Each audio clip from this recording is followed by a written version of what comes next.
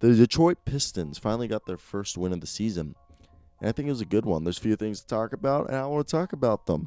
And let's get into today's video. And before we start today's video, I want to hear down below in the comment section, what do you think of the Detroit Pistons, and what do you think their record is going to be, and what's the future hold for them? So let's hop in and talk about these Detroit Pistons.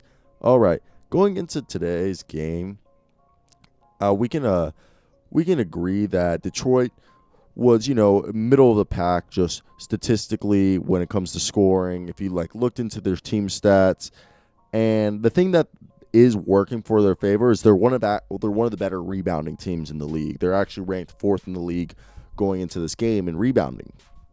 And I think that has worked in the favor. You have Mason Plumlee came in and got 15 rebounds. And all around, it seems like rebounding is emphasized with this team. And it allows them to get a second chance opportunities. Granted, even though they're a decent rebounding team, and what's the impressive part about this is that they're actually one of the best offensive rebounding teams in the league, while being in third place, getting 12.5 boards, only behind the Bucks and Timberwolves, which, again, lets them get second chance opportunities. And they're shooting as a team 40%. It's really young into the season. I just want to read those stats out to tell you guys how the team is. What it seems like is it's really focused on offense rebounds and putting up shots. And obviously they're not on the top of the league for 3-point shots. That's something I do think they need to focus. But if we're going to talk about somebody, it's Jerami Grant. Jerami Grant is setting up career highs for this team. I don't think anyone going into this season would have told you Jerami Grant would be averaging 22 points per game, a steal and a block, and 6 rebounds, and shooting 36% from the floor, from the three, and 47% from the floor. So I think Jerami Grant is taking his game to the next level, and I think I don't know if he's going to average 20 for the season, but I do see him averaging 17 a game, 18 a game for this team. And people think I might be crazy, but I think he's going to keep up this 20. Dude, they're paying him $20 million a year. I know it's not $20 million, but they're paying him a lot. And the reason why is because they believe he could take that next step and be a really good player. He's only 26 years old. And I really do think he's probably going to be a second-team all defensive at least. But I really think he could win Most Improved Player of the Year. And obviously, one thing I wish he did a better job of was drawing fouls. And, I think that's just one thing. If you're able to draw fouls, it just takes your scoring ability at a new level. He's only taking about 5 free throws a game. And you want to get those. Yeah, that's 10 points at most. You want to get a few more if he wants to continue. And because he's shooting a lot of threes. Past couple of games, he's had at least 8 threes a game. Yeah, 8, 9, and 9. Back-to-back games with at least 9 threes. This past game, they didn't connect as much. 3 of 9, 3 of 8. I mean, those are still good. They're mid-30s percentage. So Jerami Grant, I just need him. I feel let's get him to draw more fouls. But all in all, he's playing freaking amazing basketball, and nobody can take that away from him. Now, Mason Plumlee.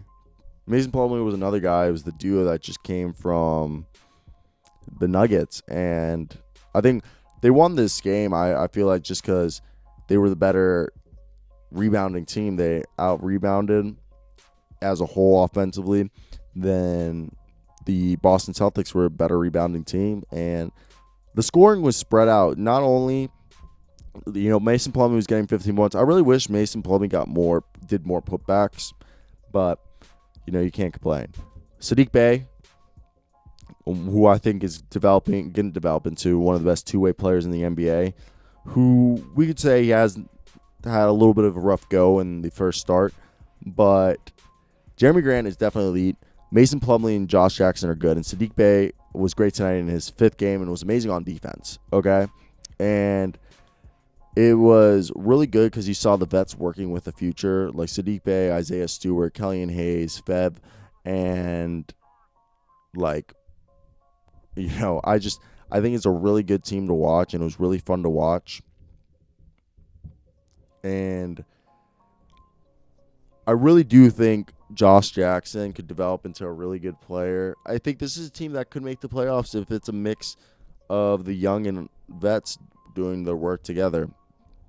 But yeah, look, Sadiq Bey had a great defensive effort and finally had a decent game after having a couple rough go and starts his NBA career. Josh Jackson, I really hope he gets a contract.